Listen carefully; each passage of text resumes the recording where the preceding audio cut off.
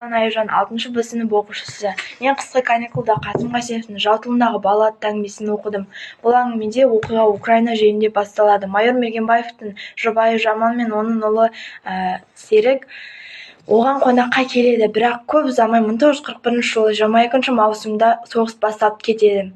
Серіктің әкесі майданға кетіп, аудандағы барлық әйелдер мен балаларды пойызға салып жау-жоққа аттандырғанымен, фашистер самолеттермен аспаннан жерге түсіп, оларға оқ атады. Сол оқтың бірі пойыздың жанына түсіп, пойыз өртенеді. Пойыздың ішіндегі барлық әйелдер мен балалар сыртқа атып шығып, орман жаққа тығылуға қаратып жүгіреді. Сол бойы жүгіріп бара жатқан кезде Жамал мен Серік бірақ құлап, Жамал Серікті құшақтап жатып қалады. Серік атып тұрып, «Мама, ана жаққа жүрейік, ол жақ қауіпсіз» деп айтады. Жамал үндемейді, өйткені Жамалға оқ тиіп, ол қайтыс болған еді.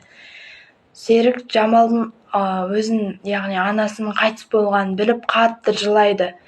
Және сол жерде анасын құшақтап жатып қалады.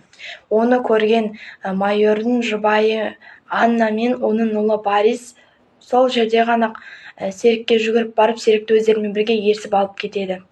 Анна Борис пен Серікті өзінің ата-анасына апарады. Содан соң 1-2 жыл өткен соң Серік пен Борис партизандар арасында жүреді.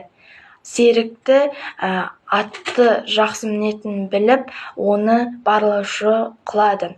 Сол барлаушылардың ішінде Вася деген қазақтың баласы жүреді. Ол жаңағы біздің Қасым Қайсенов атамыз екен. Мен осы әңгімеден бізде жасты балалардың ерлігін, батырлығын, ештеңеден қорықпайтынын түсіндім. Назарларыңызға рахмет, сау болыңыздар.